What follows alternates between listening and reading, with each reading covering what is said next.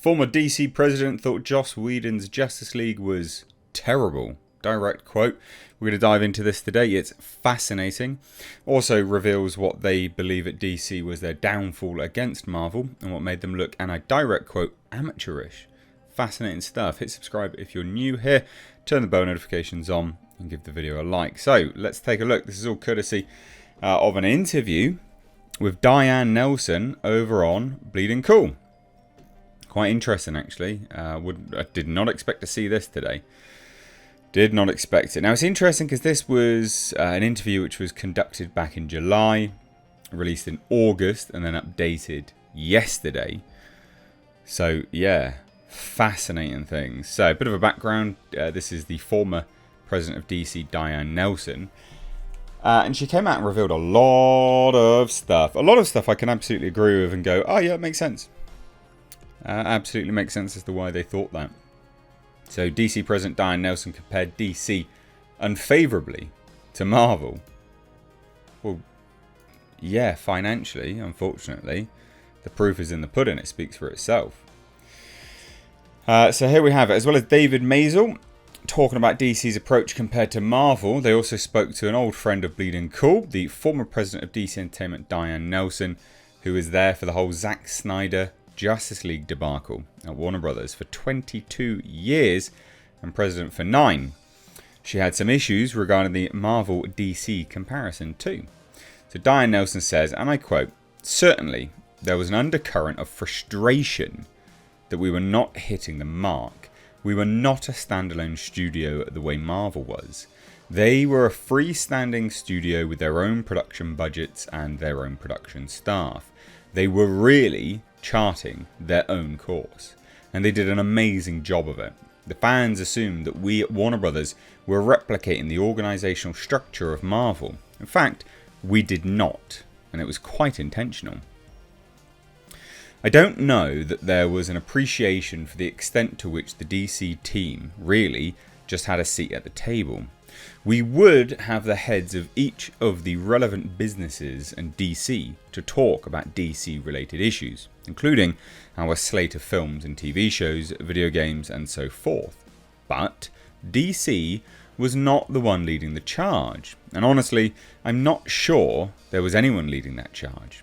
It just wasn't the culture at Warner Brothers to dictate a particular strategy.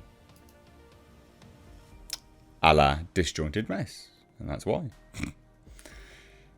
Fascinating, though, that apparently the culture at Warner Brothers led to its downfall. So Marvel Studios pioneered the idea of a slate of upcoming films and TV shows displayed for fans that showed a planned rollout of connected stories, and Warner Brothers followed suit for DC movies, but Diane Nelson wasn't happy. The idea of a slate just felt like window dressing. The bottom line is, there was never a thoughtful, well-controlled, confidential slate process. And I think it's the single biggest thing that made us look amateurish, certainly relative to Marvel, if not just on its own. I mean, it's literally, this is DC nuking itself. Like, again, she's not wrong. She's not wrong at all. Not wrong at all. Now, there is some comments about Diane Nelson said about Zack Snyder, basically. Zack Snyder being seen as DC's Kevin Feige. Because there was that element of that. Everyone thought, I mean, it was Zack Snyder's DC, wasn't it? The Snyderverse. So we have this. And in the fan press, with Zack Snyder directing Man of Steel, BVS, Justice League 1 and 2, and with his films setting up and spinning off into Suicide Squad, Wonder Woman, Flash, Cyborg and more, Snyder was regarded in the same way that Kevin Feige was at Marvel. Diane Nelson pushed back against that. Unless there were meetings that happened that no one told me about, which is possible, I don't know that there was ever any conversation where it was decided that Zack would be leading the DC slate for any particular period of time. So even if it wasn't a conscious decision that Zack Snyder was our Kevin Feige, from a consumer standpoint, that's kind of what happened for a while there. There's a place for Zack's movies, and I would have always wanted Zack to be a part of the DC filmmaker lineup, but should he have been the one defining that universe? Maybe not, in hindsight. Hard questions. Interesting. And then there was what happened after Zack Snyder delivered his version of Justice League. There was a desire to ensure that the movie was not too long and that there was an opportunity for more heart and humour. And then, oh, we're going to bring in another director to help. And that would be Joss Whedon, who heavily rewrote, recut, re-edited, shot new footage, messed around with Superman's lip because of Henry Cavill's mustache. So what did Diane think of what they got? What did Diane Nelson, president of DC, think of the Joss Whedon cut?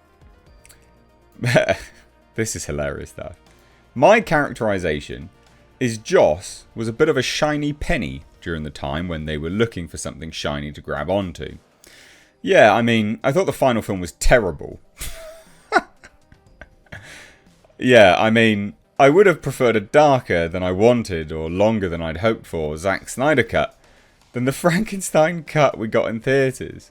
The Trinity characters of Batman, Superman and Wonder Woman should have, by any measure, blown any other superhero movie away, and they didn't. Just not wrong. A terrible final film, a Frankenstein cut. Diane looks back saying, "There are so many things I would do differently. I certainly think that DC would have benefited.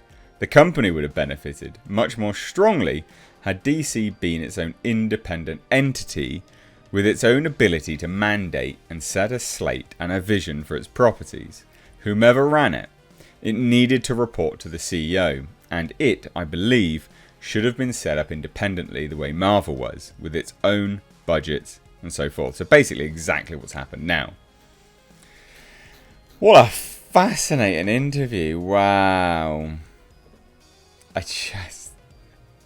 It was terrible. I hated it. Wow. Wow. What do you say? I can't say anything to that. I agree with basically everything. Goodness me. But as a result of their mishandling of the properties, both Marvel and DC now have led to people being much more discerning about what they go watch, and thus the trend of comments of superhero fatigue is setting in, which I think is a little bit of both. People are just tired of garbage movies being pumped out, and they do want better superhero films. They don't accept mediocrity like they did, which they did when this stuff was being pumped out. Anyway, let me know what you think down below. Cheers, guys. Take care. Bye-bye now.